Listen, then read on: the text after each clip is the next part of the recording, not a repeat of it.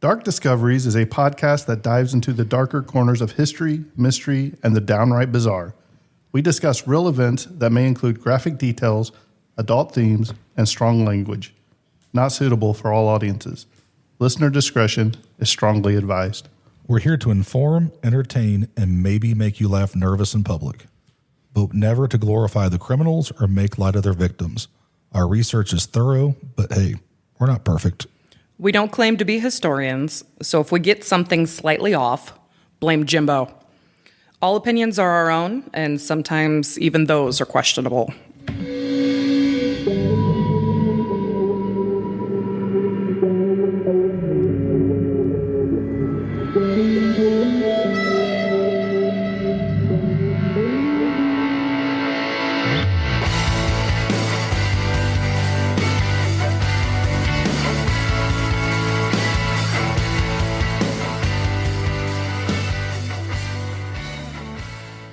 Welcome back to Dark Discoveries. I'm your host, Jimbo, and I'm joined by the lovely Dustin. Jackie.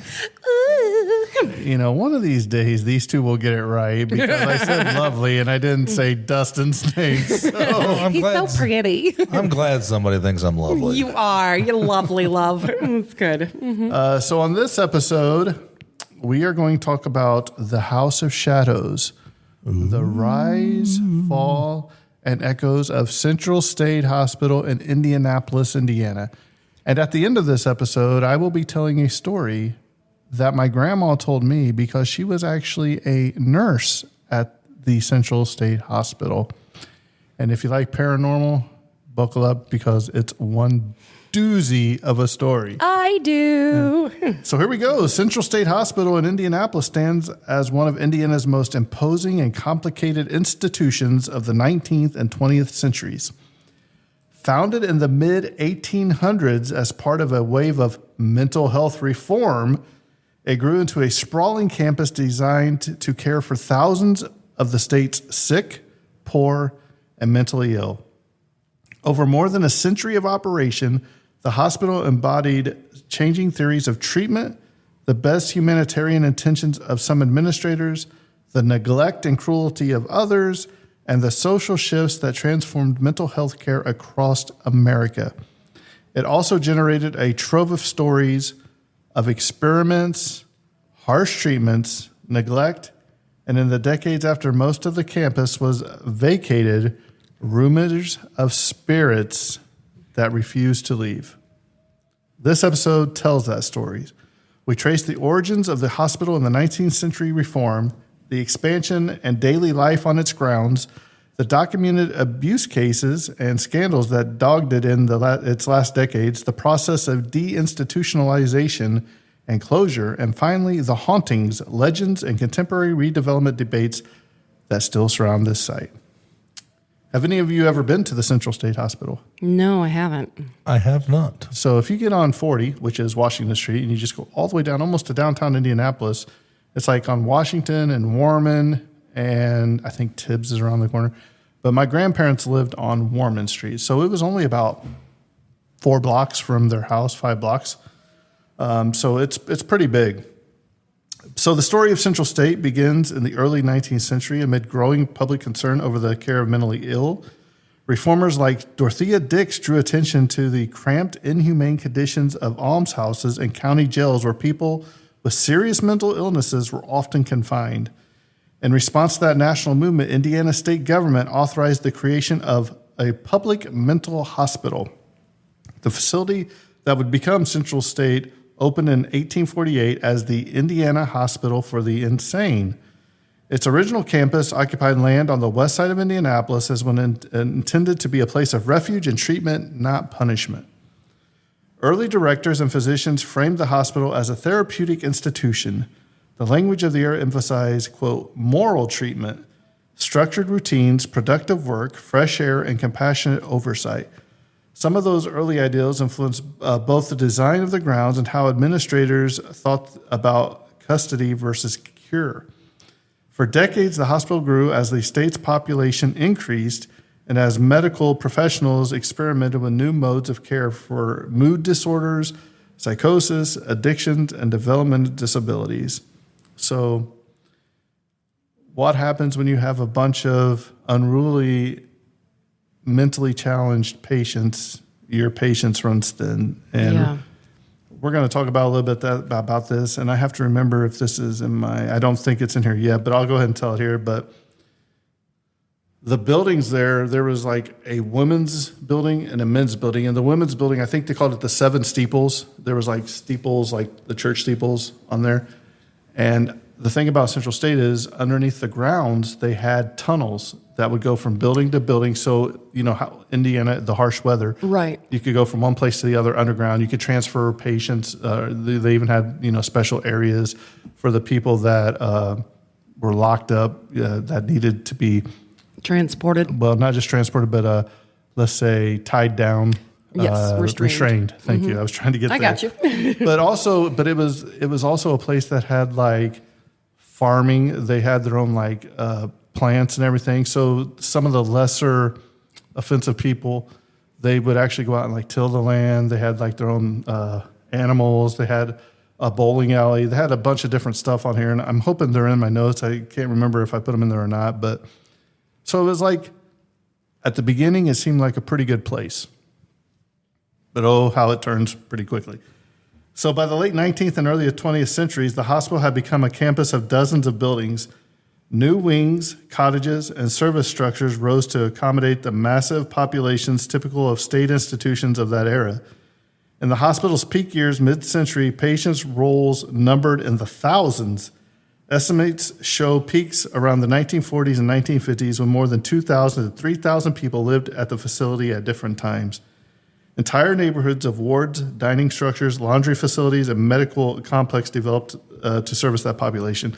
And there's also the Indiana State Medical Museum is still there too, which that's where the nurses and doctors that were there, they could go there and take classes in between, which is what my grandma did.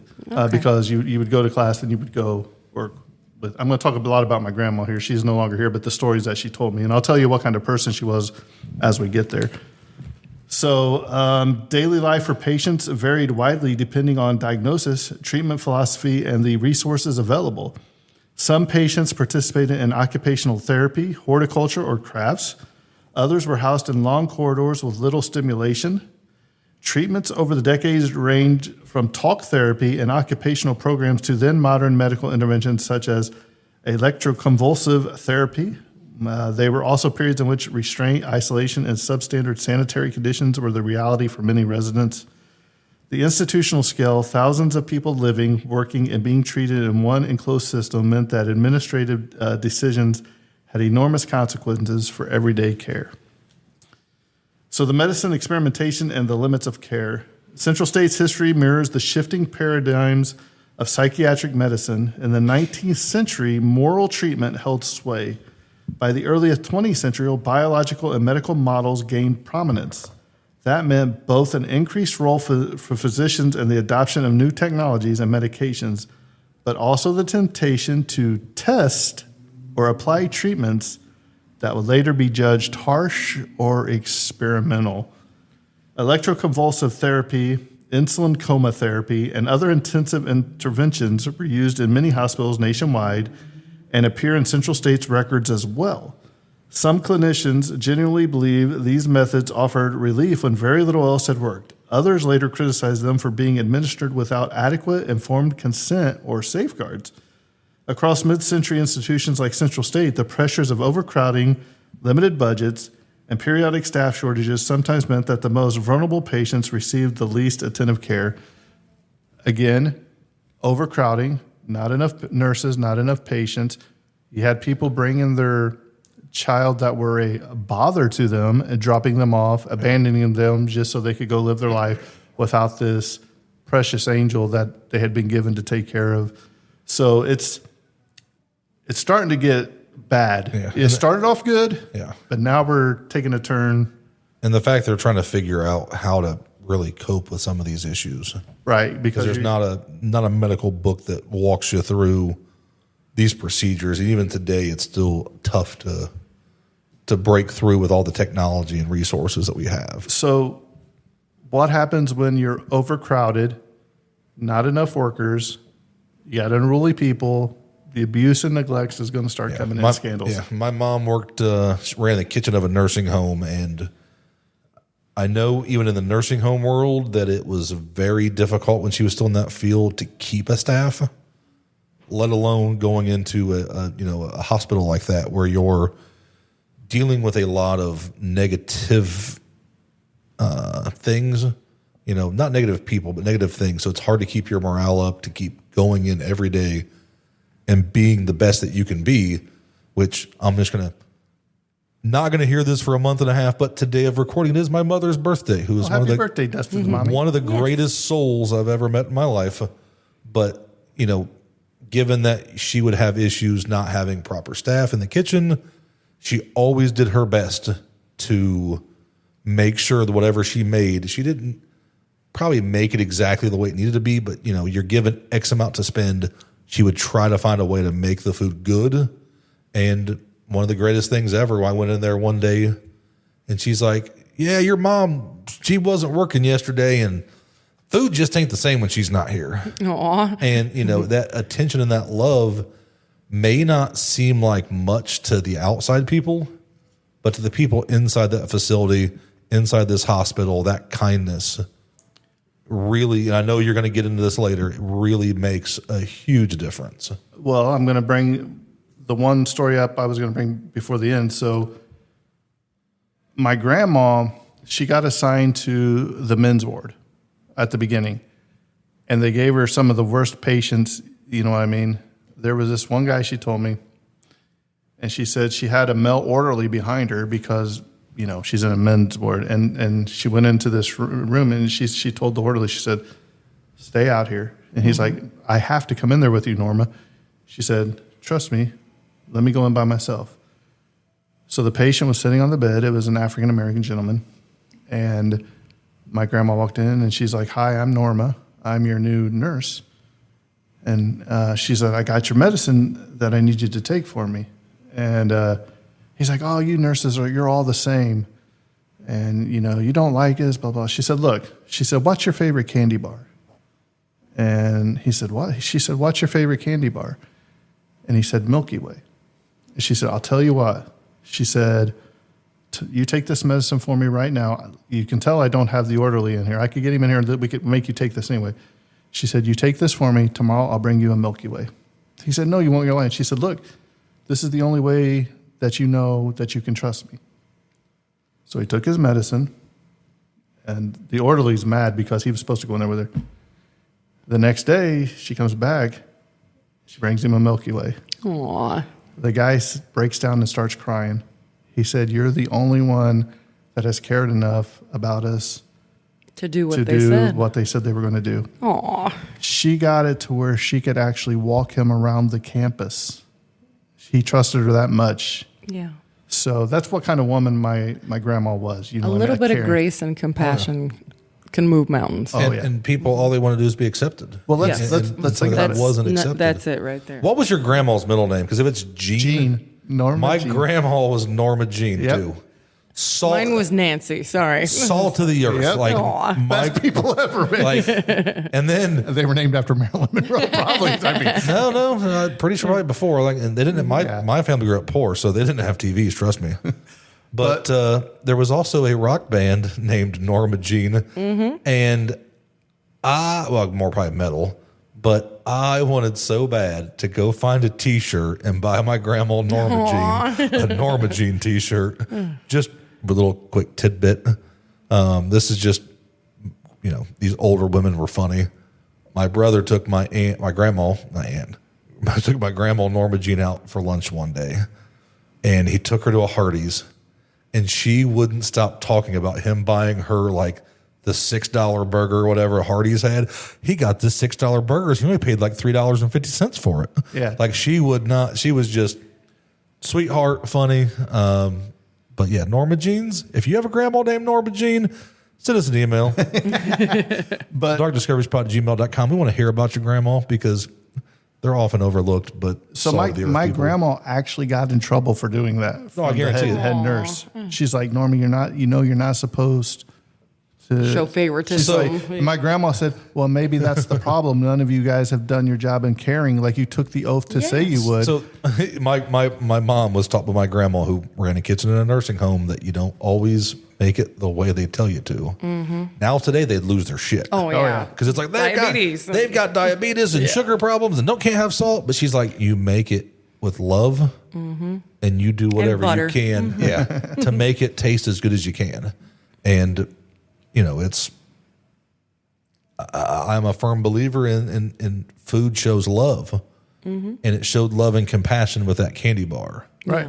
And it was just a small gesture To gain his trust. that reaped huge benefits. Right. And it gave him a better quality of life by just listening. So the people that were originally there, and even people like my grandma, those are people that wanted to be there. Yeah. What happens when funding stops coming in? You lose those people. You lose those people, and people just come in that need a job. Yeah. That's what part of this Absolutely. downfall is going to be. So as the 20th century progressed, Central State, like many large state hospitals, came under increasing scrutiny for abuse and neglect. Reports from staff, family members, and investigative journalists documented troubling patterns: inadequate staffing levels, understaffed wards, lapses in basic hygiene, and in some cases negligence that contributed to patients' deaths. In the late 20th century, a series of deaths and management controversies brought state attention and public alarm. Investigations in the 1980s and early 1990s revealed systemic issues. Families and advocacy groups criticized patient discharge processes, the adequacy of medical oversight, and the facility's ability to provide safe conditions. The political context of the time shifted towards community-based care, and intense fiscal pressures complicated efforts to reform these sprawling campuses. Several accounts detail harrowing conditions in particular wards, reports of chained or isolated patients in the hospital's 1800s basements in earlier eras as part of both historical records and survivor testimony. Contemporary historians and historians of medicine place those practices in a broader context: the normative and structural failings of institutional care in an era before modern standards and government oversight had evolved. So the deinstitutionalization and the closure. Beginning in the 1960s, a national movement toward deinstitutionalization sought to reduce reliance on large state hospitals in favor of community mental health services. Central State participated in this transition, discharging long-term residents, restructuring services, and shifting the focus of care. So what's happened? You're letting these unstable mental people back out on the street. That's all they've known for how long? So by the late 20th century, enrollment at the facility had fallen dramatically, yet the shift to community care was uneven. Even some former patients received adequate outpatient services while others fell through the cracks. In the early 1990s, several patient deaths at Central State attracted intense media scrutiny and political attention. These incidents accelerated decisions by state leaders to shutter parts of the old campus. The hospital ultimately closed in 1994. Since that time, portions of the campuses have been demolished, repurposed, or left vacant. The Indiana Medical History Museum preserves one of the hospital's pathology buildings and offers exhibits that chronicles the institution's history and the evolution of the psychiatric care in Indiana. The campus's remaining structures, some converted into residences or businesses, and others standing as empty shells and tangible reminders of a long and often painful institutional legacy. So the key historical records and archival material on the hospital are held by the Indiana State Archives and the Indiana Medical History Museum. So here's some personal stories from patients, families, and staff. Behind institutional figures are individual lives. Survivors' accounts paint a fuller picture of what daily existence felt like inside Central State. Stories of friendship and kindness from particular nurses or volunteers, tales of neglect and trauma, accounts of family members fighting to gain access or better care, and recollections from staff who tried to do their best within impossible constraints. Family letters, remembrances, and oral histories show that for some, Central State provided safety and care not available anywhere else. For others, it became a place of abandonment. One recurrent theme is a sense of invisibility. Many long-term patients simply disappeared from public life, their existence absorbed into institutional records rather than the daily life of community. For families, that institutional separation could be both a relief and a source of lifelong grief. The archive contains records of cases where families protested treatment decisions and the conditions they saw when they visited. These documents led to pressure for reform, but reform were uneven and frequently underfunded. They also did lobotomies there, and scrambled their brains and stuff like that. But back then, that was what they thought would work. And I'm glad we've advanced so far medically now that we can help some of the mental health issues that are going on. Investigations reporting and the politics of reform. So public pressure often intensified after investigative reporting raised alarms about patient safety. In the last years before its closure, Central State was a subject of multiple local news reports that documented patients' death and management missteps. Those reports forced state officials to respond, sometimes with promised reform, sometimes with more drastic measures. Political leaders in Indiana faced the difficult choice of balancing the cost of operating an enormous hospital complex against the moral obligation to protect patients. Those policy debates mirror national controversies of the era.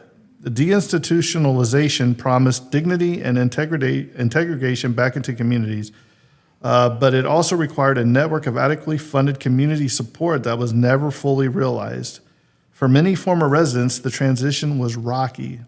The legal, ethical obligations owed to institutionalized populations were re-examined in courts, state hearings, and legislative debates. By the way, there was not too long ago, because they've tore a lot of the buildings down. There's only a few standing. And our friend Todd from Middle Asian Creep Todd, he actually goes and cleans some of the buildings there, or used to. But they have found mass graves. Oh, I believe it. And I remember when I was a kid, because it has like an iron fence going around it. I remember seeing the people in the rope out there walking around. It was eye-opening as a young kid. I have a friend that was on the fire department years ago, and they actually used to get in full gear, and they would run. Yeah, there's a fire station right there on the. Well, they would run like drills through the old abandoned parts and everything. So they would do recovery missions and things like that, because it was a great way to turn off all the lights, blast some fog in, and try and find somebody. And you know what else is there? The equestrian for the state police are there. The house of the horses there. And then they built some new, there's a soccer field or two, and then they got some apartments there now too. Wow. So the physical remains and contemporary redevelopment. After closure, parts of Central State campus were demolished. Others stood abandoned, and some buildings found new life through private redevelopment. The Indiana Medical History Museum now occupies the old pathology building and offers tours, which you can go on. I tried to go one day, but they were closed, and exhibits that explain the hospital's role in medical history. On the west side of Indianapolis, the Central State Mansion and other restored structures host events and businesses. Yet large tracts of the old hospital grounds remain vacant into the 2000s and 2010s, drawing trespassers, urban explorers, and eventually those searching for supernatural encounters. Redevelopment proposals for the site have repeatedly wrestled with the location's fraught past. Local stakeholders must balance the preservation of historical significant structures against the practical needs for new housing, parks, or commercial space. Community groups and municipal planners consider not only the physical presence of deteriorating buildings, because they don't want to get sued, but also the ethical question of how to remember a site where thousands of lives and many suffered and a lot died. It's a heavy thing, but I mean, you should have seen some of the buildings from back in the day. They were beautiful old structures.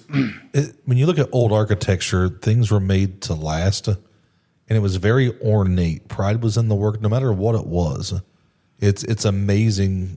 Like we were talking about in episode 1, look at those old buildings, look at the architecture, look at the detail in the concrete, the sometimes it's concrete or the stone or the carvings by hand.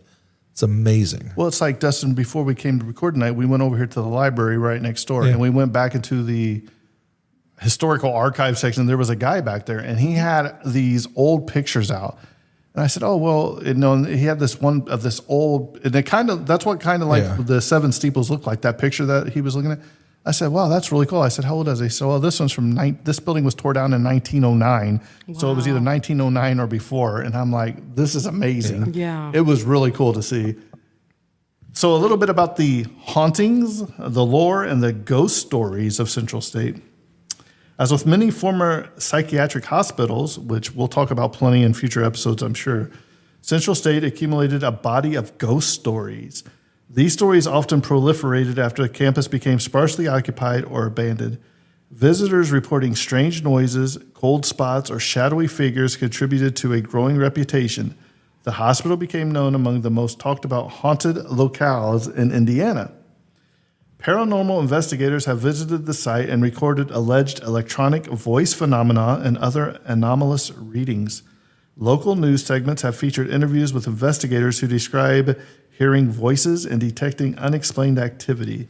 Visitors and urban explorers report hearing distant screams, sudden temperature drops, or seeing apparitional shapes in windows. These accounts are often vivid and emotionally powerful for those who experience them. It is important to frame such reports responsibly. Many haunt accounts are based on personal testimony and cannot be independently verified. Psychological factors such as expectations after reading a story about ghosts, the suggestibility of groups, or simply the imagination conjured by decaying architecture can influence perceptions. That said, the emotional truth of such experiences is real for many witnesses. These stories also reflect a social process. When a place holds painful memories, it is common for the community to process that pain by transforming history into narrative, sometimes literal, sometimes symbolic. And there was a DVD that I had, and I'm having trouble finding it again, and I can't remember where I did with mine, but it's called When Darkness Comes to Central State, and it is a documentary about Central State, and it's also the ghost hunts there. They talk about the lady in red or white, I can't remember, and they actually go on tours and do EVPs and all that. So if you can find it, it's a really cool video. I wish I still had mine. They interview several of the neighbors across the street and former employees. So if you get a chance to see it, it's really, really interesting. So how history becomes legend. Why do places like Central State become centers of both grief and legend? Three dynamics explain the phenomenon. First, institutional secrecy and the social marginalization of psychiatric patients create gaps in public knowledge. Those gaps are fertile ground for rumor and speculation. Second, the architecture of asylums, the long hallways, decayed wards, and imposing facades evokes powerful aesthetic and emotional responses. Third, oral histories and survivor accounts can be fragmented, leaving listeners to connect the dots in the ways that sometimes exaggerate or embellish the events. Haunting narratives can operate as a form of cultural memory. The ghost stories keep attention a place that might otherwise be erased from history. They provoke questions about the ethics of treatment, the failures of past systems, and the continuing responsibilities of communities to acknowledge institutional harms. We're going to look at ethical reflections, remembering suffering without sensationalism. As storytellers and documentary makers, we must be careful when recounting tales of institutional abuse and alleged hauntings. Stories about neglect, mistreatment, and death involve people who are often powerless. Sensationalizing that pain equates to a form of second harm, exploiting trauma for entertainment. Conversely, ignoring abuse or whitewashing history denies victims the dignity of being remembered accurately. A responsible approach distinguishes between verified historical abuse, documented mismanagement, deaths, and official inquiries, and the realm of folklore and unverified paranormal claims. It centers survivors' voices and archival evidence, places descriptions in clinical and social context, and resists the lure of reducing complex institutional histories to simple horror narratives. Today, the Central State site exists at multiple registers simultaneously. It is a locus of architectural and medical history. It is an area under active conversations about redevelopment and preservation. It is a place where residents and visitors tell stories, some of care, some of horror, and some of haunting. The Indiana Medical History Museum stands as a public effort to curate and interpret parts of that past responsibly. Community stakeholders continue to weigh options for the site's future, mindful that any redevelopment will play a role in how Central State's legacy is remembered. Central State Hospital's story is not merely one of dark curiosities, but of changing ethical standards, medical practices, and social responses to mental illness. It is about how societies care for their most vulnerable members or fail to do so. It is a narrative of reform and regression, of clinical experimentation and human resilience. It is also a story of memory, how a community remembers and memorializes complex institutional past. If viewers or listeners take away anything from a history like this, it should be a commitment to compassionate, well-funded, and humane mental health care. We should reckon with Central State's failures as a cautionary tale that good intentions are insufficient without resources, oversight, and respect for individual dignity. And we should resist reducing the lives of thousands to a mere backdrop for ghost stories. Those who lived and died there deserve historical accuracy and humane remembrance. Now I'm going to tell you the story that my grandma told me. So my grandma was, after she got out of the men's ward, she actually became one of the nurses at the women's building. And the way this works is my grandma was at the desk, and at the desk there was a door that went down. There were some stairs that went down and went into the tunnels that connected to the men's dorm, all the other places you could get. So my grandma told me, and I'm going to use the name Billy and Susie because I can't remember the name she told me. Or Johnny and Susie. I'll say Johnny. Okay. You sure about that? Okay, I'll say Billy. It's always. I'll just say Dustin and Jackie. There How about you that? go. All right. I So always feel like it's a Johnny or a Billy. I swear it's that. then I'll say Dustin and Jackie just to bring you guys in. So Jackie, she was in there, and she would always go out and sit on the steps. And my grandma would be here at the desk, and she would always go out and sit on the steps. And Billy, Dustin, he was great. Just roll with it. So he was one that needed less watching because he had more of his functions. They could trust him more. Mm-hmm. He would always come and sit on the stairs and talk to Jackie, right? They would be out there laughing and cutting up and giggling and all that. So one day, Jackie sitting on the stairs and no Billy. Dustin. No, we'll just say Billy. So come to find out, they thought Billy ran away. Oh, no. Yeah, because he had the free reign. He could, travel in the tunnels and all that. So a couple of days go by, and they searched the tunnels. Nothing. They searched the men's. Nothing. They searched the whole campus. They can't find him. So they assume he ran away. So my grandma's sitting at her desk, stationed as usual, and she hears Jackie out there on the stairs talking and laughing. And my grandma got curious, and she went there and she said, Jackie, who are you talking to? And she said, I'm talking to Billy. And she said, well, honey, Billy ran away. He's no longer here. And she said, no, he's not. He's right here next to me talking to me. It kind of freaked my grandma out a little bit, right? So she called security, and she said, look, I think you guys need to come back down here and do a sweep of these tunnels. She said, because something's not right. Yeah. So they came down with their flashlights, and they're going through there. And as they're going through the tunnel, at the bottom of the tunnel, the walls, there's a cinder block that's sticking out about this far. Okay. They pull it out, and then they pull the next one out, and they pull the next two out, and they shine their light in there, and there is Billy manacled up to the wall, dead. No. They don't know how he got in there. And They don't know how he got behind him. They don't know how. Somebody obviously did he was that. murdered. Yeah. But they don't know who did it. They don't know how. But how does that explain Jackie still talking to him on the stairs? Did his spirit ever leave? Oh. Now, is there sad.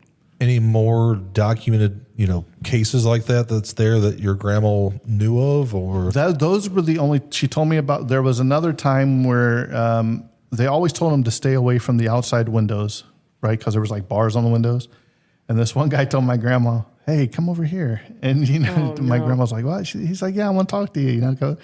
And when she got close enough, he reached through and grabbed her and got a hold of her. You know what I mean? So those were the kind of people you were dealing with. Right. But as far as like hauntings or any other compassion story, those were the only ones that I ever actually got out of her.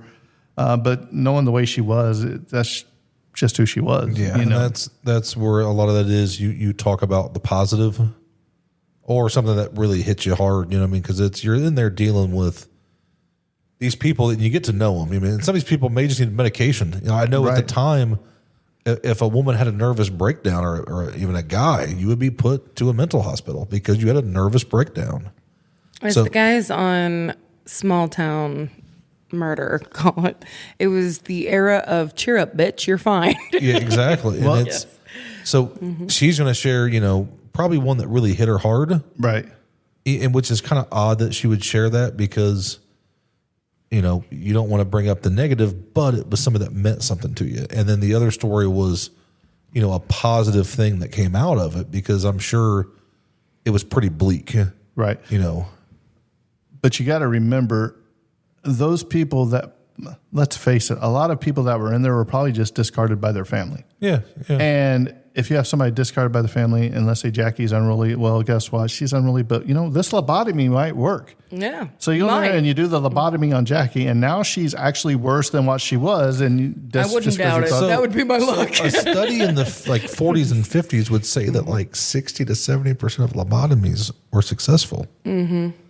But then it was revised. Right. That's also quack to medicine. 30 to 40%. They seen significant changes. Do you believe that it was that high? I mean, you're I don't think messing any with the lobotomy human worked. brain. I'm sure there was. They would send it right here through your eye lobe right here, and they would scramble the frontal lobe of your brain. I don't think you go in there and you scramble eggs. You're not getting anything out of it. As someone who's had massive head trauma and surgery and, had to have their skull fixed, I can say there is something to do with pressure and changes. Yeah. I mean, I can actually, I don't know, after the initial surgery, my ADD was a little bit more under control than I've ever had.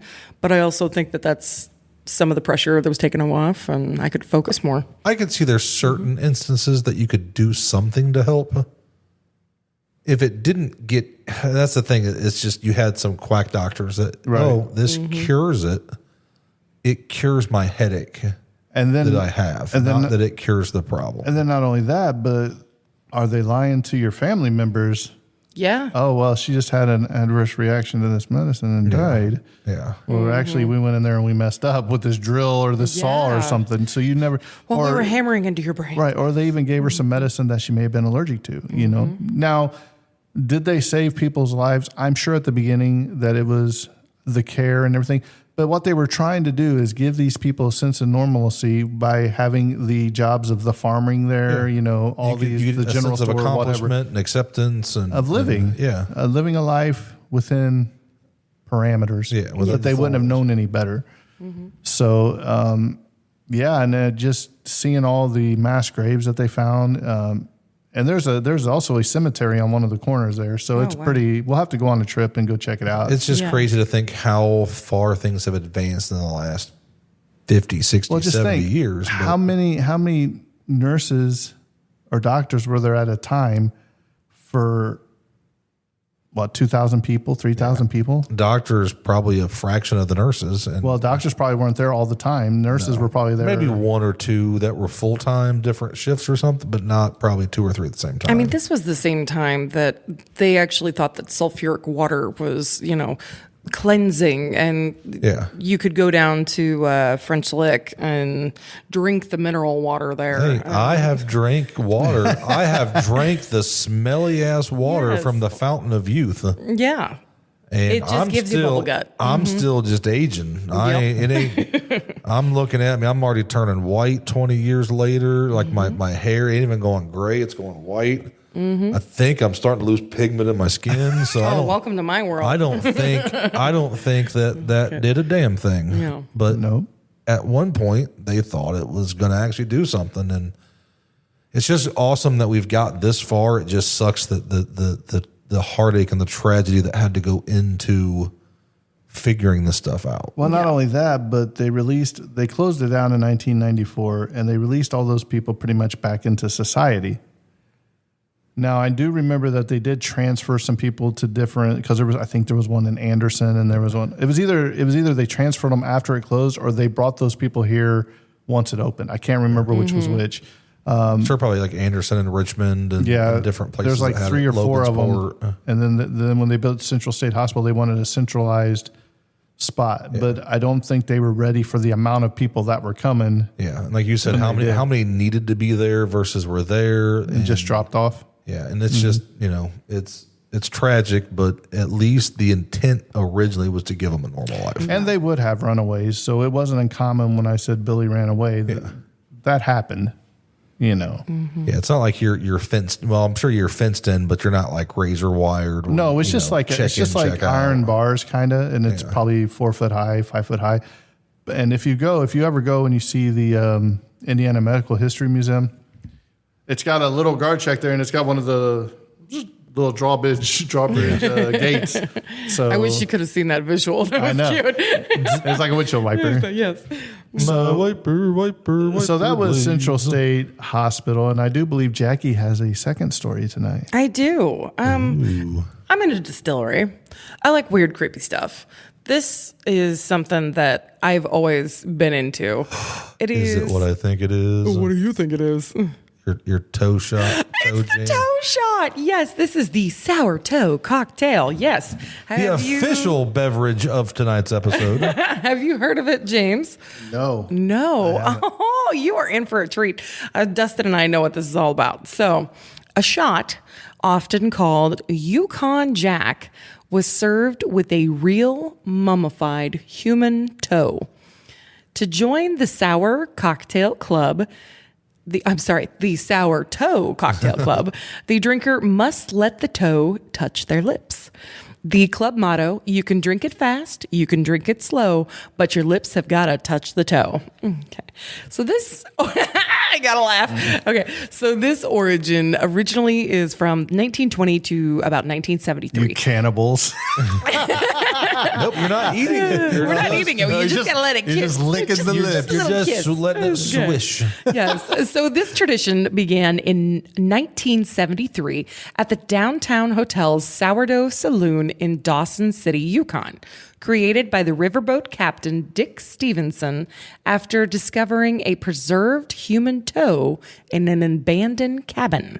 The toe is believed to belong to Louis Lincoln, or Lincoln, a rum runner / miner who lost his toe due to frostbite in 1920, but he preserved it in high-proof alcohol. So, Do it. that is the way. I wonder how high proof. At least 120, 130. It's got to be at least over 120. Yeah. Okay. So members can purchase a shot of strong alcohol, usually Yukon Jack.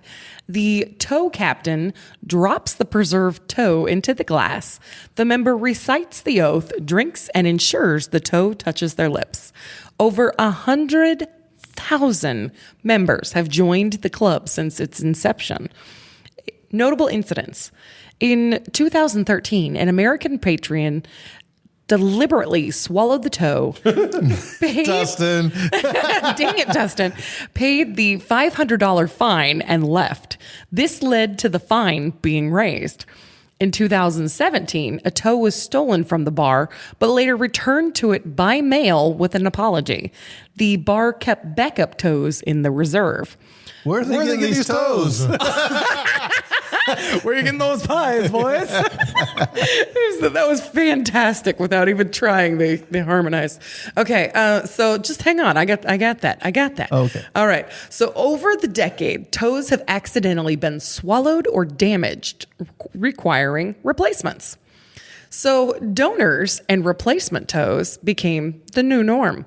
The sour toe cocktail tradition relies on donated toes from amputations, accidents, and frostbite cases. And bowel movements to return the toe that you swallowed. Toe curling, yes. British ex-Royal Marine Nick Griffiths donated his toes in 2019 after losing them to frostbite during the Yukon Arctic Ultra. I hope they really wash them really, really good before. Because there's some fungus that high-proof liquor is not going to kill. Yeah. The Atlas Obscura and other sources have documented donations from diabetes patients and bizarre accidents, i.e., lawnmower mishaps. The bar That's why you don't drink and mow.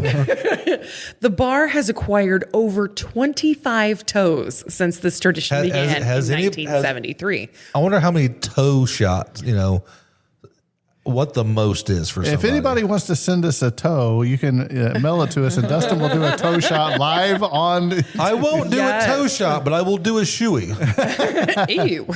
And I would rather do the toe. It's not a new shoe either. I think it'll be a new shoe too. Because I did Oh my goodness. So clearly these have to have some special preparation and storage. The toe is dehydrated in salt and then stored in a super high proof alcohol for preservation. Beef jerky. Only Formaldehyde. strong alcohols are allowed for this ritual to ensure its sanitation. Conjugal visit. It's not quite high enough. The bar keeps multiple backup toes ready for service. As they said, they already acquired 25 toes. I drank it and ate wouldn't you choke on it? So originally, Depends on how big the toe. originally the fine for swallowing or stealing a toe was $500. Now it is commonly reported that due to the amount of theft or swallowing, it is $2,500 if you steal, swallow, or injure one of their beloved No, toes. it doesn't say it's the big toe. It could be the pinky toe. Be easier to swallow, right? I just don't know how they're I going to think it collect is the big because toe. I'm running to the door if I swallowed it. I was but going to say, I think it's the big toe. So yes, the toe captain oversees every ritual, enforces all rules, and certifies each member into the club. The cultural impact from the sour toe cocktail has become a quirky tourism draw for Dawson City. Covered by global media, including CBC, BBC, Atlas Obscura, and several travel documentaries. Debates occasionally arise as to whether this tradition is macabre or respectful. So how about you? Would you donate your toes? I'll tell you what I'll do. I'll tell you what I'll do. What's that? You go get a shot glass. I'll pull off my shoe. Yeah. And I'll stick my toe in Dustin's cup.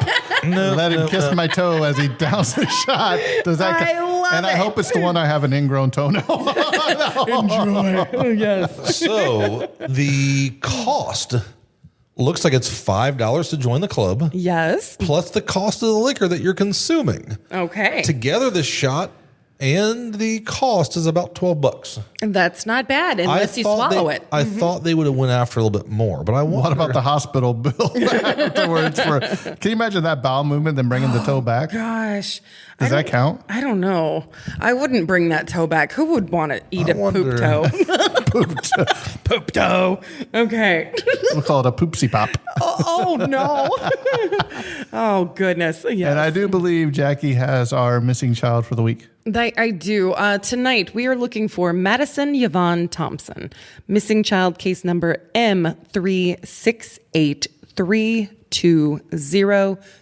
M368320353. Madison has been missing since April 13th of 2025 out of Phoenix, Arizona. She is currently 13 years old, female. Any information regarding Miss Madison Yvonne Thompson, please contact the Phoenix Police Department out of Arizona, 602-262-6151. Or you can also scan the information that we will be putting up on our social medias or contact 1-800-THE-LOST.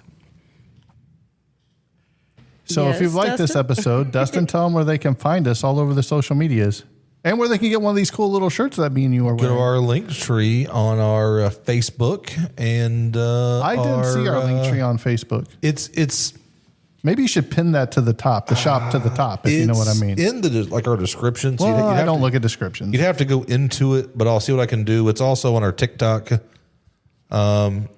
Should be at Dark Discoveries Podcast on most platforms, darkdiscoveriespod@gmail.com. I'm going to make a list of this and get you all the accurate information soon enough. So you can put it on Facebook. But I found this awesome news story that goes with this before we close this out. God. The final wish of a Canadian man that all his toes be donated to be used in All the of them. notorious. Okay, so all 10 little piggies. Yep. Okay. So this man wanted all his toes donated to be used in the notorious cocktail he invented will soon become a reality. Dick Stevenson, a bartender in Canada's Yukon Territory, died at the age of 89 in 2019. That little piggy really went to the market. So he wanted to And if you swallow it, you'll go, oh, his dying legacy was so people could drink out of a glass with his toes. And for that, we thank you. We salute you, Mr. Toe Man. All right. This has been Dark Discoveries, where the deeper you dive, The darker it gets.